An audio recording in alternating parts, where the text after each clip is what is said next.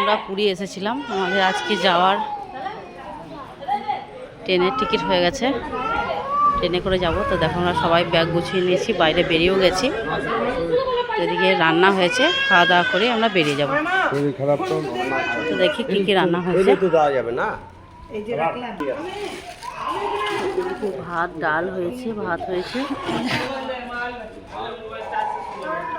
একটা তরকারি হয়েছে, সব রকম দিয়ে মানে খাওয়া দাওয়া করে চলে যাব। সেই জন্য এক তরকারি ভাত রান্না করে খেয়ে দিয়ে চলে যাব।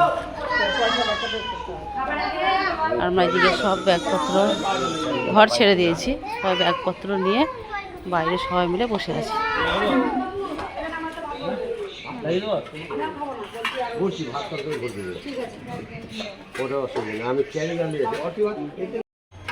আমরা দেখো খেতে বসে গেছি।